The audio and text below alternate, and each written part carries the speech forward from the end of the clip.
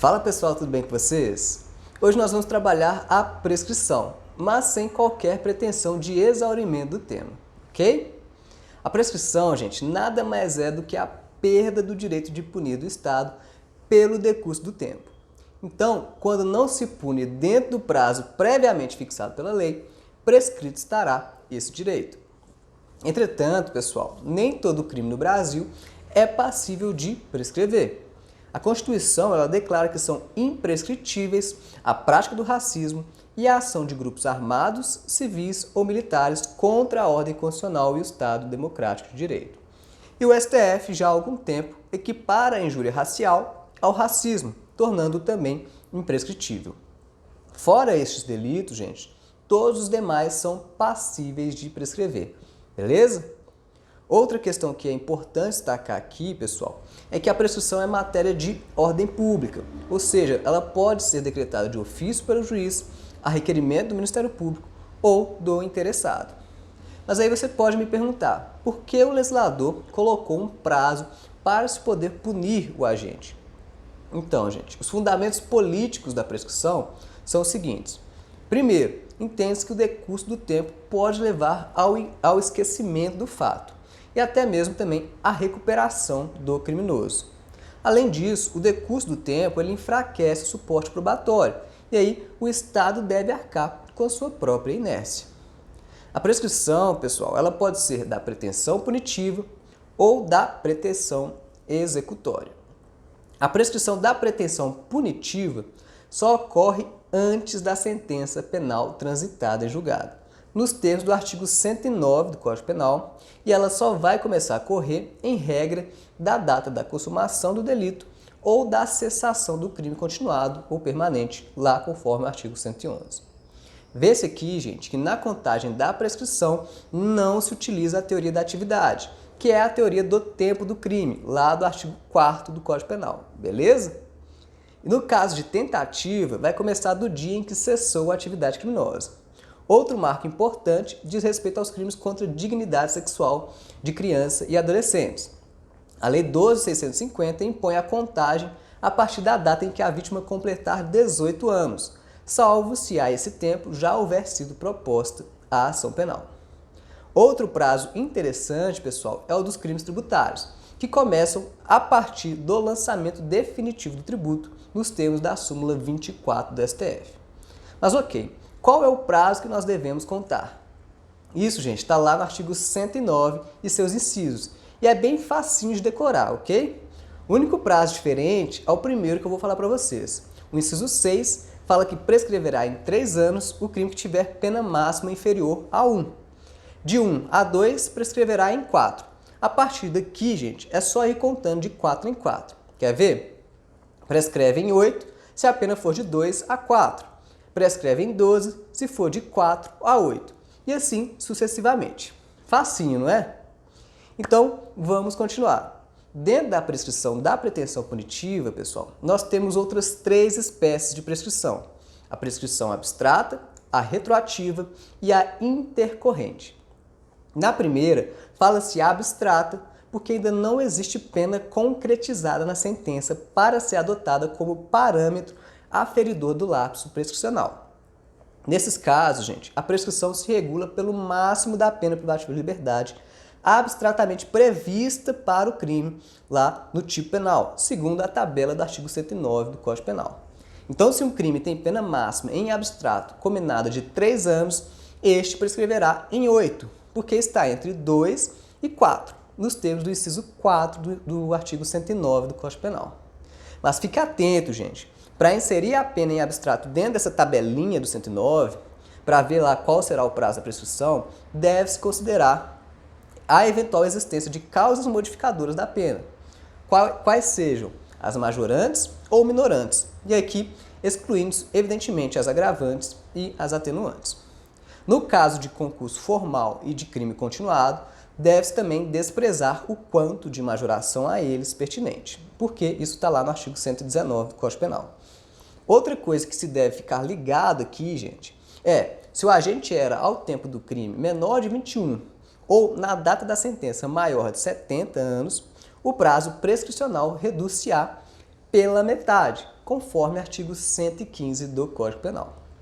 Por outro lado, em caso de reincidência reconhecida na sentença, ela elevará em 1/3 o prazo prescricional. Essa prescrição, pessoal, como já falei para vocês, pode ser contada da data do fato da consumação até o recebimento da denúncia, que é um marco interruptivo.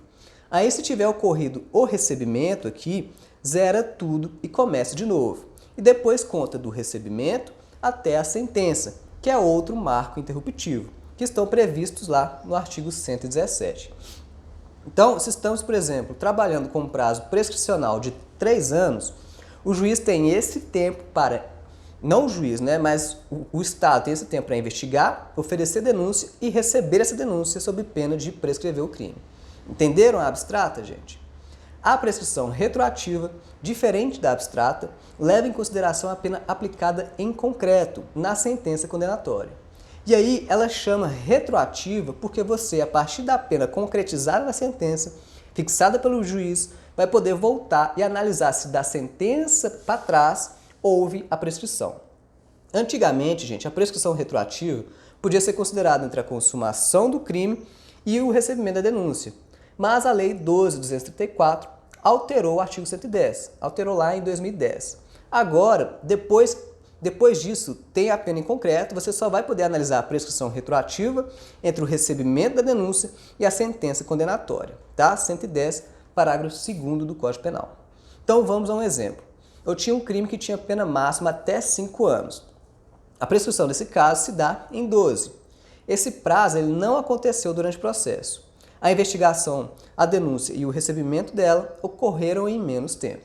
E depois que o recebimento zerou a contagem dele, até a sentença também não houve esse prazo, tendo decorrido apenas 4 anos durante o recebimento até a sentença. Só que na sentença o juiz condenou o sujeito a 2 anos de prisão. Essa pena em concreto, jogada lá na tabelinha do 109, dá 4 anos de prescrição. Aí você pega ele e olha retroativamente da sentença para trás. Como demorou 4 anos da sentença até o recebimento, prescrito estará o delito pela pena em concreto. Entenderam? Por fim, gente, a prescrição intercorrente, a exemplo da prescrição retroativa, leva em consideração a pena aplicada em concreto na sentença condenatória. A diferença é que a retroativa volta-se para o passado, isto é, para o período anterior à sentença, e a intercorrente dirige-se para o futuro, ou seja, para períodos posteriores à sentença. Então, ela começa a correr a partir da sentença condenatória até o trânsito em julgado para acusação e para defesa. Então, vou fazer um resumo. Prescrição em abstrato analisa com base na pena máxima combinada pelo delito. Joga esse valor na tabelinha e se conta em regra da data da consumação até o recebimento. Não deu? Zero prazo, porque é uma causa interruptiva. E aí volta a contar do recebimento até a sentença. Não deu também? Aí zero de novo, outra causa interruptiva. E agora vamos começar a contar com a pena em concreto, seja retroativa ou seja intercorrente. Com a pena em concreto, eu olho para o passado, que é da sentença até o recebimento, e vejo se por ela não aconteceu a prescrição. Não tendo ocorrido, só me resta olhar para o futuro, e aí eu vou olhar da sentença em diante. Com base na pena em concreto, jogarei o prazo da tabelinha para frente, até o trânsito em julgado da sentença penal condenatória. Vale destacar aqui, pessoal, que na intercorrente o acórdão condenatório recorrível e o confirmatório também da condenação, segundo o STF, interrompem o prazo da prescrição, tá? Isso está lá no HC 176.473. Aí zera de novo e conta a partir dali até o trânsito em julgado. Sacaram? Por fim, gente, não tendo operado a prescrição até o trânsito em julgado, teremos ainda a possibilidade de ocorrência da prescrição da pretensão executória, que se dá depois de transitar em julgado a sentença penal condenatória. E aí regula-se pela pena concretizada, conforme o artigo 110. E também verificando-se nos mesmos prazos fixados lá no 109. Nesse caso, pessoal, o Estado perde o direito de executar a sanção imposta na condenação, caso não o faça dentro do prazo legal. Ah, professor, mas se o cara foge, na hipótese de fuga ou de revogação de livramento condicional, pega o restante de pena a cumprir para obtenção do prazo prescricional, conforme o artigo 113 do Código Penal.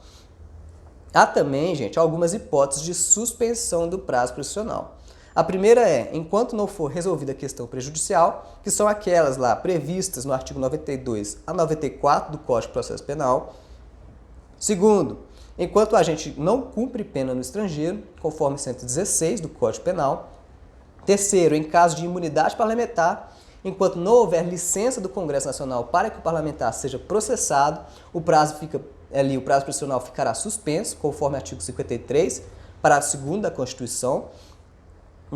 Também tem na pendência de embargo de declaração ou de recursos aos tribunais superiores, quando esses forem inadmissíveis, e aí nesse caso trata-se de uma causa impeditiva condicional, que é condicionada à inadmissão essencialmente do recurso especial e extraordinário, e por fim, enquanto não cumprido ou não rescindido o acordo de não persecução penal. Essas duas últimas que eu falei para vocês foram acrescentadas em 2019 pela Lei 13.964. Há também, gente, causa suspensiva da prescrição da pretensão executória, tá? A prescrição ela não corre durante o tempo em que o condenado estiver preso por outro motivo, conforme artigo 116, parágrafo único. Beleza? Então, eu espero que vocês tenham entendido, que tenha sido interessante, que eu possa ter colaborado para vocês. E até a próxima. Muito obrigado.